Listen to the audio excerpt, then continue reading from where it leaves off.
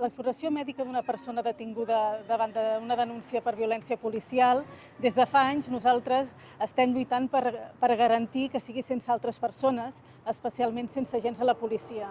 La presència d'agents de la policia significa una coacció i una pressió psicològica que no permet realitzar una exploració amb garanties. Això vulnera el dret a la confidencialitat i que aquestes visites s'han de fer sense personal de custòdia, per tal d'elaborar un bon informe mèdic en el que no existeixin coaccions perquè podria donar-se el cas que l'agent de custòdia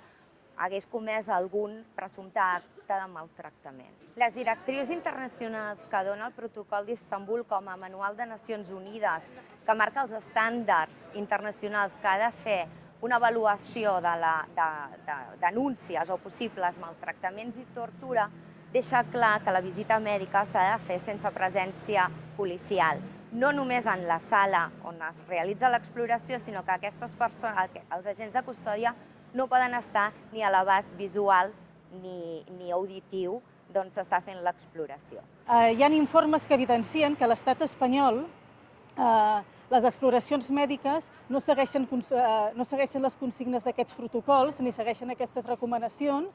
i fins i tot hi ha professionals de la medicina que justifiquen la presència policial per garantir la seva seguretat. El Comitè per la Prevenció de la Tortura del Consell d'Europa, com el Mecanisme Català per la Prevenció de la Tortura,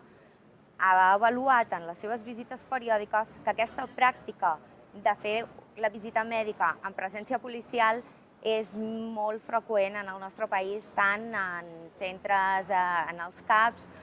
com a comissaries. Nosaltres pensem que cal continuar desplegant els protocols i aquestes recomanacions i aplicant de forma íntegra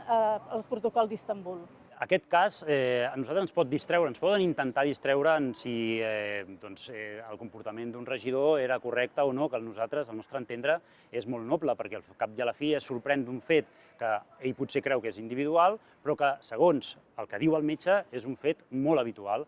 Estem davant d'un costum, d'un hàbit, que es pot dir impunitat, i és que aprofiten aquelles petites escletxes per desenvolupar el que pot ser l'encobriment de determinades lesions, agressions cap a persones molt vulnerables.